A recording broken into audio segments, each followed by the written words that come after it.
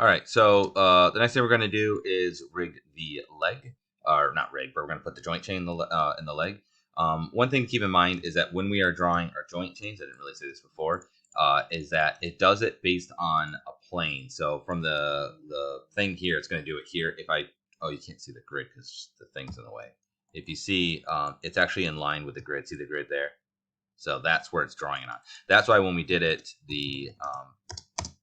this way, it's doing it based on it'll draw perpendicular. Okay, so what that means is that typically what you want to do is rig your stuff to the perpendicular, or draw the joint chains perpendicular to the main motion. So for instance, our spine here, its main motion is kind of side to side, even though obviously it can move this way, and it can roll as well. So our main motion of our leg is actually going to be flexion and extension, right, as opposed to abduction and adduction, right? So moving away and towards the body, and also it can do a little bit of rolling, not a lot. But so our main motion though is this direction. So we're going to draw our joint chain in the same direction. So I'm going to grab the joint tool here, and we're going to start and put roughly where we think the leg would insert, right? So the greater trochanter of the femur.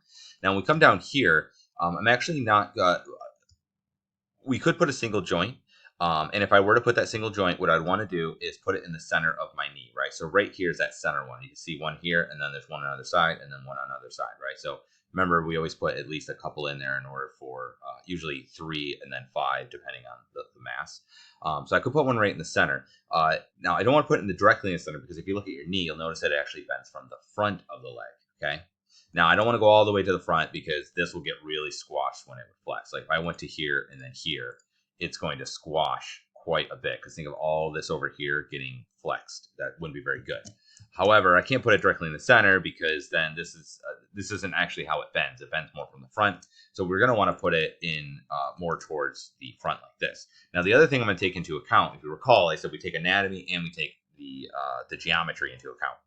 In this case, because this is kind of a larger mass, right? Even though the knee technically has 1 point of articulation, we're actually going to spread the deformation using 2 joints, okay?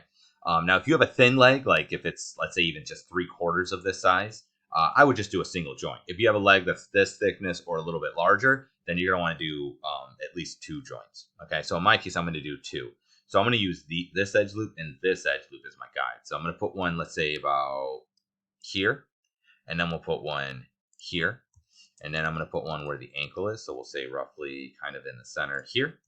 Then we're going to put one where the ball of the foot is, which is right about here.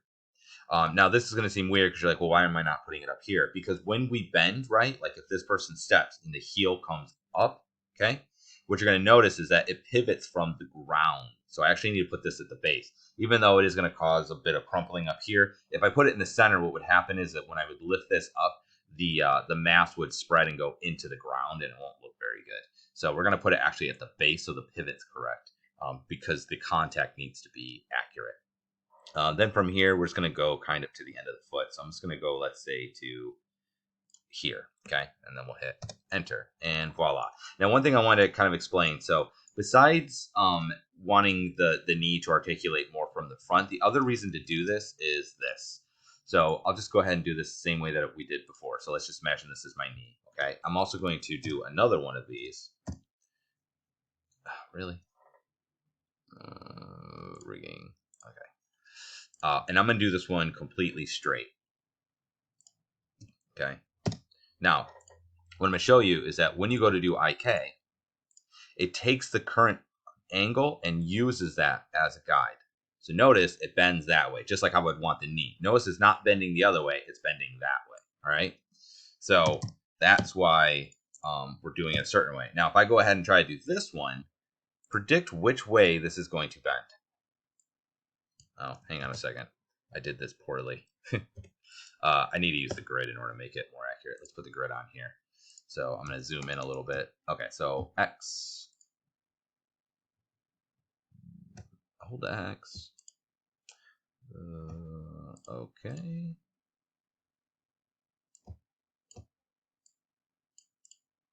Oh, because I'm on the IK handle. I thought I was on this. Okay. Hold the X and boom. And then we'll just do boom, boom, and boom. Okay, so I just want to make sure it's perfectly a straight line. Now, let me ask you, which way is this going to bend? The answer is not at all. So, because it doesn't know which way to go. So notice that it doesn't have that because it's completely straight. Now watch this though. There is a way around it, just in case you were curious, and we might have to, and you might need to do this later on.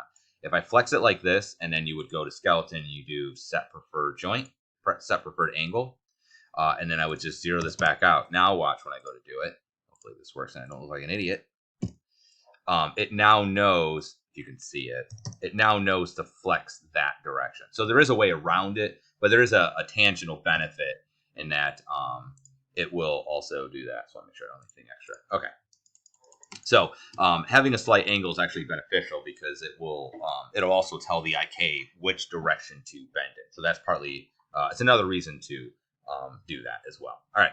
So we're going to go ahead and select the first joint, and we're going to do the same thing we did before. Modify search and replace names. We're going to search for joint, and this time it's going to be Logan, and then it will be leg, and it will be L, and then JNT 0. Okay, and then we'll hit replace. So I'm just going to leave these all as leg, even the foot. I don't really care. We're going to take the last one though, and instead of JNT, I'm just going to write END. Okay, and you'll see this will pay dividends later, having to rename it. But that way, you don't have to name each one. It just saves a little bit of time.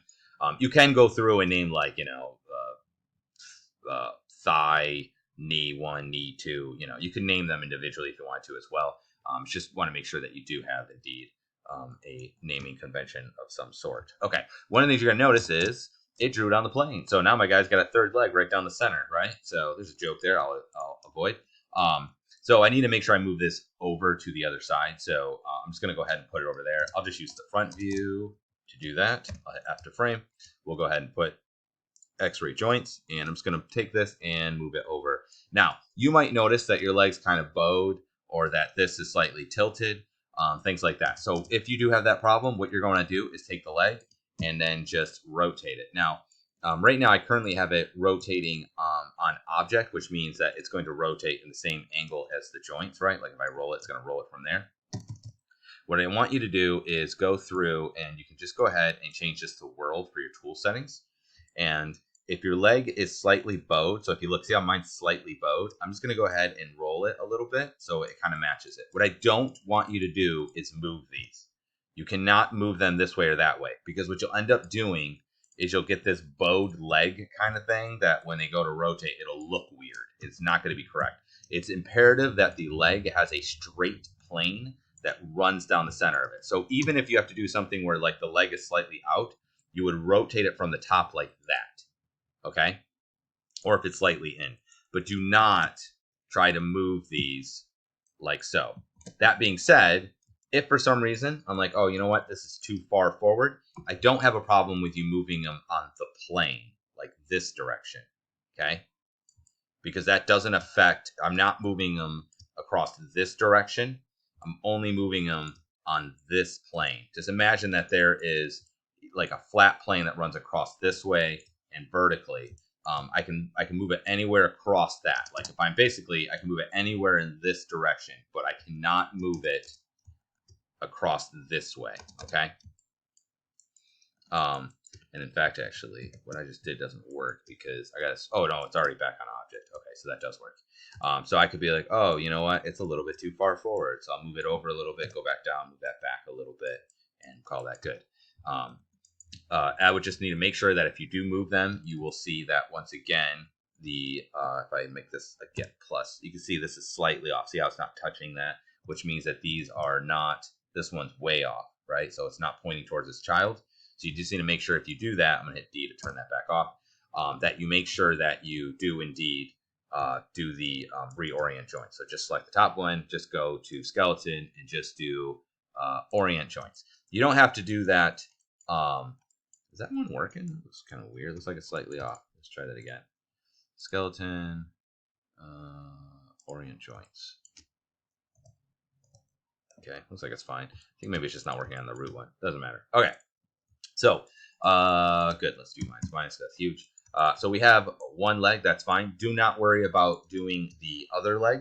I'll show you how to. We're only going to work on one side, and then we will flip it for the other side. Okay, so before I bother doing the arm section here, because we got a leg here, I'm just gonna go ahead and in this video we'll also do the jaw. So again, the jaw's primary motion's up and down this direction. So once again, we're just gonna go ahead and use the side view. So I'm gonna go ahead and grab the create joint. And what I want you to do is we want to put where the jaw flexes from. A real common mistake that people do is they'll put it here, they'll go here and then here or something, and it doesn't bend from there. Right? It actually, your mandible goes up. You have the ramus of the jaw, which is like the part that's right here that comes up, and it actually is right in front of your ear. Okay, so you don't want to put it there. What you actually want to do is put it, I usually put it just below the ear, like that. And then you can either put it here or you can put it here. I don't really care, whatever way you want, as long as it's going in the right direction. I'm going to put mine right at here at the mental protuberance of the chin here. So we'll go like that. So I need that one. And then the other thing I need to do is I need to put one for the eyeballs. I need joints that will control the eyeballs. That's going to be a little bit different.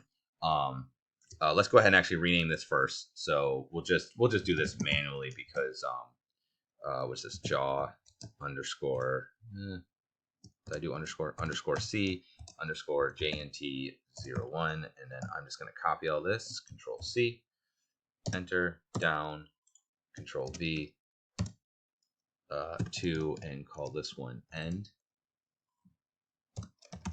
Good. Okay, so there's the jaw. So I need to do the eyes. This is actually gonna be a little bit different. So what we're gonna do for the eyeballs are this. So right now they're just they're currently just circles. I'm actually going to unreference them so I can select them because my eyeballs are a little bit off. I'm gonna put on the wireframe on shaded as well, and I don't know what happened here, so we're just gonna try and move these. Oops. Control Z, W. What is going on? Okay, move it up. Let's see. Okay, we're just going to do modify center pivot. Okay, so what I'm going to do is move this back a little bit, maybe up a little bit, and then I think each of them need to move in a little bit. So we'll just do this one, and then I'll just kind of copy it. So I move that. What was that? That's on translate. Oops. On translate X. So I'm just going to grab the translate X, Control C, and then we'll do Control V, but make it not minus. Okay, and then we'll grab them both, and we both need to go back a little bit like that. Just want to make sure the eyes are in the correct position before we bother. Actually, you know what? Let's zero that back out, and we'll zero this back out. And I'm just going to take them both and just push them back a little bit more. That's better. Okay, so what I want to do is I need to find the center of this eyeball. Okay, so if I hit, let's say, actually, I'll just do X-ray so you can see a little bit better. So if I do X-ray, you can see right now the current pivot of this is in the center, right? How do I get that spot, though? I can't point snap to it. An easy way of doing this is kind of alluding what we're going to be doing in the next way of laying out our joints is to create a cluster, okay? It's actually not what it's for, but we can use that and it will help. So what we're going to do is have the eyeball selected, then go to deform, and you'll see cluster. Okay, and that's going to create a cluster. So what a cluster is, just so that you know, is basically you can grab vertices and you can create a cluster, and then it's a handle, has a cluster handle. Let me just grab that, and it allows you basically to move those vertices. And you can attach that to like a controller. You could do more with it than that, but that's the rough idea, is that it will create like kind of a handle to control components. Because otherwise, how are you going to animate specific components? You could obviously do it through joints.